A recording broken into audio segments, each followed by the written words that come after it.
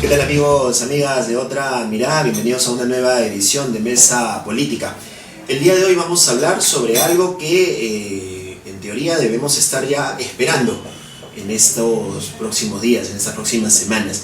Son las declaraciones, las revelaciones que lleguen desde Brasil respecto al caso Lava Jato. Para hablar sobre este tema y qué es lo que va a pasar desde el punto de vista legal, cuál es el procedimiento que se debe seguir y qué es lo que nos espera a nosotros los ciudadanos para conocer esta información. Estamos con el doctor Carlos Rivera, él es director del Instituto de Defensa Legal, el IDL, y con él vamos a hablar un poco, nos va a dar algunas luces también sobre este procedimiento. Doctor Rivera, ¿cómo está? Gracias, muchas gracias por la invitación. Bien, ¿cuál es el paso siguiente? En esta semana debería estar llegando la información desde el Ministerio Público brasilero hacia la Fiscalía peruana, pero hay una cierta preocupación respecto a qué cosa es lo que se va a conocer, qué cosa es lo que no se puede saber, qué es lo que va a hacer la Fiscalía peruana con esa información. A ver, si efectivamente el día de hoy se cumple el plazo de reserva de las delaciones premiadas que comenzaron hacia finales del año pasado, en cuanto a los funcionarios, a los cerca de 80 funcionarios de Odebrecht, ¿no?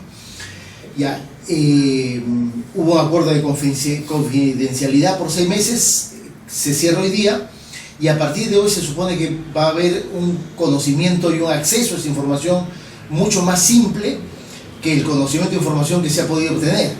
Porque, digamos, en términos concretos, no es que no hayamos tenido conocimiento de esas declaraciones. En realidad se han abierto 5 procesos de investigación en el Perú, como consecuencia de las delaciones que se han hecho en el Brasil. Estamos hablando del caso Toledo, el caso Félix Moreno, el caso Luyo, Cuba, ¿no es cierto? El caso Acurio, ya, y el propio caso Toledo. Ya, por lo tanto, pero para conseguir esa información ha habido un trámite muy complejo en realidad. Ha tenido que viajar el fiscal de la Nación, el fiscal Castro, Juárez Atoche, todo un procedimiento bastante complejo para conseguir la información que se ha conseguido. Es una información muy importante, sin duda alguna. Lo que al momento en el que entramos es que probablemente eso ya no se tenga que hacer, porque la información va a ser una información mucho más asequible, pero no necesariamente se trata de una información que va a correr por los medios de comunicación. En realidad se trata de una información que sigue teniendo un carácter reservado, pero que va a ser de mucha más fácil consecución para las investigaciones del Ministerio Público. Creo que eso es lo que hay que tener presente, digamos. Por lo tanto, el papel y la iniciativa que tiene que cumplir el Ministerio Público de Perú para acceder a esas investigaciones en el marco de nuevos casos y nuevas investigaciones va a ser fundamental, digamos. No es que el día de mañana comiencen a hallar sobres con información de todo lo que se haya dicho sobre Perú o contratos en Perú.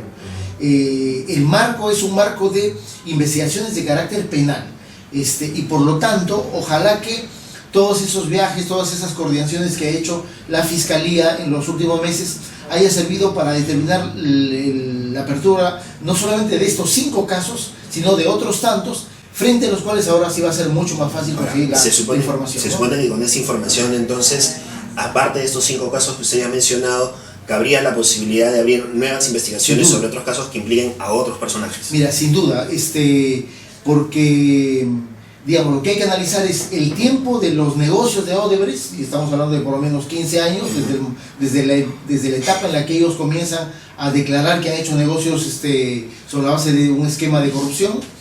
Hay que considerar de que Odebrecht no solamente ha tenido, y el caso Acurio y Moreno son 2 casos sumamente reveladores, no solamente ha tenido grandes contratos y participación en grandes procesos de licitación convocados por el Poder Ejecutivo, sino en los diferentes gobiernos regionales. Y ahí habrá que esperar si hay algo sobre Ancash, si hay algo sobre Loreto, si hay algo sobre San Martín, en los que se conoce que Odebrecht ha participado y ganó esos procesos de licitación. También habría que preguntarse si es que en esos otros procesos de licitación Odebrecht tuvo un esquema de negocios distinto al esquema que se ha tenido en estos grandes procesos de licitación. Es decir, ahí trabajó a la legal o manejó el mismo esquema de asegurar una coima a los funcionarios, ganar la licitación e inmediatamente entrar a esta estrategia de las adendas para multiplicar sus ganancias y el propio pago de las coimas y de la corrupción. Yo tengo certeza de que es lo segundo en realidad, y por lo tanto es altamente probable de que en los siguientes meses de este año se conozcan no solamente nuevos casos, sino nuevos personajes, probablemente vinculados a los casos ya existentes, ¿no es cierto? Por ejemplo, el tema de la línea del Metro 1, digamos, yo creo que ahí hay otros personajes sobre los cuales falta información, y seguramente es muy probable que en las delaciones que aún están pendientes de conocer exista esa información, como también se inicien otros procesos por otros procesos de licitación. Se hablaba, por ejemplo, de que la influencia que tiene Alan García, que tiene el aprismo dentro de la Fiscalía, del Poder Judicial, que es un secreto a voces, digamos, que se conoce, iba a impedir que se conociera cierta información o que ciertas denuncias no se conocieran públicamente, que implicaran de alguna manera a Alan García u otros personajes vinculados a él. Sin embargo, este caso es muy particular porque no va a depender necesariamente de la justicia peruana, sino que también de lo que ocurra en Brasil con la justicia y con los mismos medios, ¿no? Sí. Mira, yo creo que esa es una garantía de que cualquier personaje que se sienta en la cúspide del poder y por eso tenga un nivel de influencia tan decisivo como para que el Ministerio Público de Perú no abra las investigaciones, o si es que las abra tengan un resultado de archivamiento definitivo, y a eso no necesariamente va a ocurrir, porque claro, acá la información fundamental va a venir de Brasil, ¿no es cierto?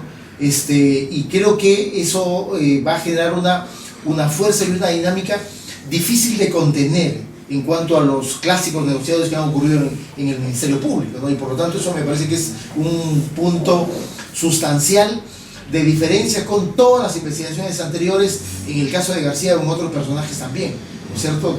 Me parece que no es solamente el caso de García, pero capaz de ser más emblemático en estas circunstancias, ¿no? El dato de que venga información, que además está debidamente corroborada, que ha sido parte de los procesos de negociación de la delación premiada en el Brasil, y que además está sujeta a una regla muy importante, la regla de que la justicia brasileña les proporciona beneficios a los delatores, pero los conmina a que la información que proporciona sea una información cierta. En caso de que algún elemento de información no sea corroborado o sea falso, van a perder esos beneficios. Por lo tanto, yo me imagino que ninguno de los altos funcionarios o los mismos propietarios de Odebrecht vayan a perjudicar esos beneficios que ya están recibiendo para salvar a algún personaje en algún país sudamericano, como en el caso de Perú, ¿no? Ahora, en el caso de Odebrecht y de Barata, por mencionar dos personajes que están colaborando con la justicia brasilera, hay una cierta preocupación también por parte de la Procuraduría acá en el país respecto a este acuerdo de confidencialidad, este acuerdo de inmunidad, en todo caso, que tienen Odebrecht, Barata y otros personajes con la justicia brasilera, y que de alguna manera la Fiscalía peruana también ha avalado aparentemente con este acuerdo por el cual ya no se podría abrir nuevos procesos contra estos personajes, porque si no simplemente ya no colaborarían o simplemente ya no funcionarían las declaraciones que han brindado. ¿Por qué no podemos conocer hasta ahora cuál es el acuerdo al que ha llegado la Fiscalía con estos personajes y que puedan implicar o no a las empresas a las cuales ellos representan? Mira, yo lo que considero es que no conocemos el acuerdo, y yo creo que ahí hay que hablar de los acuerdos, porque hay que recordar que hay un acuerdo con el Ministerio Público de Perú también, ¿no es cierto? Cuando se conoce el caso de la línea Metro 1 del tren de Lima, hay un acuerdo entre Odebrecht y el Ministerio Público, el resultado del cual Odebrecht pagó una multa de 30 millones de soles. Mira, la única hipótesis que yo me hago es que no se conoce el acuerdo porque es una de las condiciones de Odebrecht, que no se conozca el acuerdo. No sé si ese acuerdo va a establecer algunas condiciones respecto de la imposibilidad de que algunos funcionarios de Odebrecht de Perú o de Brasil pudieran ser incorporados como investigados en los casos de Perú. No lo sé en realidad, pero sí tengo certeza de que parte sustancial de los acuerdos que se han tomado en el Brasil sí contienen esa posibilidad, de que más allá de que ellos han sido investigados, juzgados y condenados, la mayoría de ellos en los procesos de investigación en el Brasil, la condición de las delaciones premiadas camina en la dirección de no permitir que estos altos funcionarios brasileños o el propio propietario, estoy hablando de Marcelo Odebrecht, no se permita su enjuiciamiento en otros países que no sea Brasil. Me queda súper claro que esa es una condición sobre la cual además me parece que el Ministerio Público está jugando y se está manejando en ese sentido. No hay todavía una causa en el caso de Perú abierta contra Marcelo Odebrecht, a pesar de que ya se está utilizando declaraciones suyas, por lo menos en un par de casos. No es el caso de Barata, ¿no? Porque en el caso de Barata, en el asunto de la línea del metro, se le abre un proceso. Barata está discutiendo si los casos han prescrito o no. Por lo tanto, pareciera que ese acuerdo, no solo de confidencialidad, sino de esa suerte de inmunidad que le están dando la justicia brasileña, básicamente está referida a los altos funcionarios de Odebrecht que trabajaban y vivían en el Brasil, y al propietario, por supuesto, también, ¿no? Es un poco, yéndonos hacia otro lado, la figura que está planteando también Joseph Mayman y Alejandro Toledo, ¿no? O sea, que sí, les junten los casos, que no los estén juzgando por distintos casos, distintas fiscalías, que es un poco esa situación, ¿no? Sí, efectivamente, pareciera que Mayman, en lo que ha respondido a Gustavo Gorriti en la entrevista aparecida hace un par de días, apunta hacia esa dirección, ¿no es cierto? De que él quiere colocarse en una posición como que no del autor o el personaje que tuvo un rol protagónico en la comisión del delito, y menos como el personaje que recibió la coima, sino básicamente como una suerte de instrumento o puente por el cual se cometió un hecho delictivo. Desde mi punto de vista, por lo tanto, sí calificaría para que él pudiera tener una condición de colaborador, y eventualmente, dependiendo del tipo de información que él pueda proporcionar, la justicia peruana inclusive podría determinar la propia exención o eliminación de la pena que le podría corresponder por haber efectivamente haber colaborado y prestado una colaboración muy importante para que se cometa un delito de corrupción, ¿no? Un minuto final solamente para aclarar un punto. Toledo tiene la razón cuando dice que no quiere venir porque hay una persecución contra él, porque él sigue caminando libremente en Estados Unidos, porque no se ha activado una orden de detención en todo caso.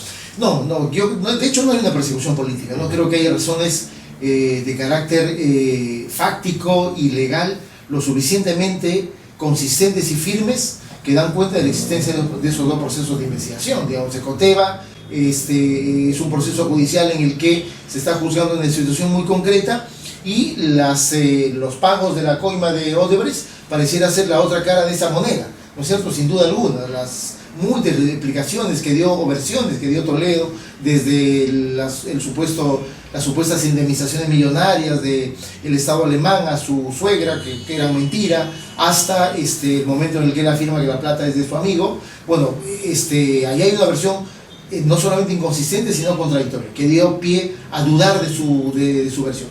Pero creo que el segundo proceso que se abre en el sistema anticorrupción, ya por el pago de las coimas, sin duda alguna da cuenta de la existencia de una causa más que justificada para abrir un proceso penal y para dictar las medidas que se han dictado. Por lo tanto, persecución política por ningún lado. Sí creo que hay que puntualizar sobre dos aspectos. Uno, me parece que el Poder Ejecutivo debería tener un nuevo rol y un distinto rol en este asunto, no tanto de indignación de los ministros, sino un rol más de definición de una estrategia política y legal, política en el mejor sentido de la palabra, y sobre todo legal, para enfrentar la extradición de Toledo en los Estados Unidos. Todo el mundo viene ahí sí sorprendiéndose y con justa razón indignándose de que no tengamos abogado en los Estados Unidos por un caso tan emblemático y particularmente importante como este. Sobre Toledo se ha dictado una orden de detención. Resulta sorprendente que no se haya evaluado los criterios de valoración que la justicia americana tiene cuando se dicta una orden de detención, tomando en consideración de que ellos no son parte del sistema de Interpol. Hasta el momento no hay una segunda orden de detención, y por lo tanto estamos todavía un poco distantes del inicio del proceso de extradición.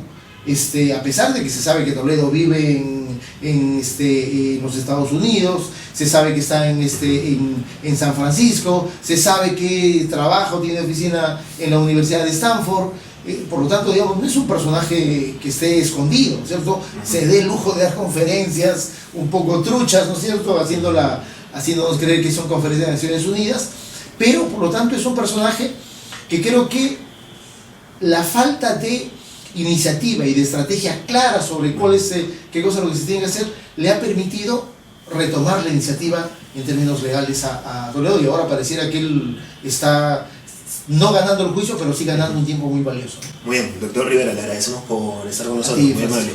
Y ustedes, amigos, si esperaban una super película, con este caso de Lavallato, vamos a tener que esperar y ver cuáles son los procedimientos fiscales que se van a seguir a continuación. Pueden ver esta entrevista y otras más en nuestra página web www.otramirada.pe y nos encuentran en redes sociales como Otra Mirada.